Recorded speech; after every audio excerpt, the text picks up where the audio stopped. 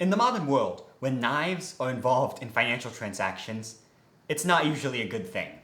However, this mix was common in ancient China, where tool money, which included knives, was used instead of round coins to make financial transactions.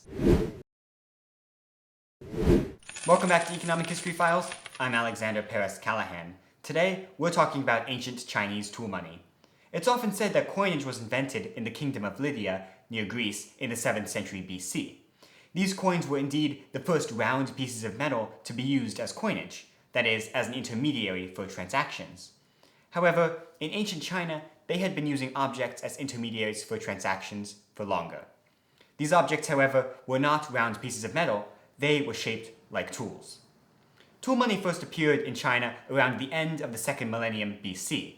By the time of the Zhou Dynasty, in the 1st millennium, tool money was widely used, especially in regions north of the Yellow River. These coins came in different forms. There was knife money, spade money, hoe money, and each of them miniature versions of the farming tools they modeled. The reason behind these shapes is still debated. Some think they symbolized wealth and productivity, while others argued that they were simply inspired by the older barter systems, which actually used tools to exchange goods. During the Warring States period, starting in the 5th century BC, tool money became even more widespread. Different states issued their own versions. This form of currency spread throughout much of East Asia, influencing trade and economic systems beyond China's borders. Made of bronze, tool money established the base metal as the standard for Chinese currency, a tradition that lasted for centuries. As time went on, however, tool money died out. Carrying a bunch of miniature knives and axes in your wallet is not exactly the most convenient thing. By the end of the Warring States period, tool money was completely phased out in favor of round coins with a square hole in the middle. This iconic design remained in use for over 2,000 years in China.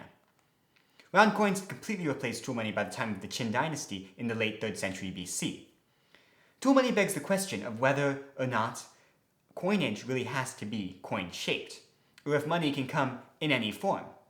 Comment below, do you think that tool money should be considered the first coinage in history? Or do you think that Lydia's first round coins should be considered the first coinage in history? Thank you for watching this episode of Economic History Files. Please remember to like and subscribe for more on the history of money.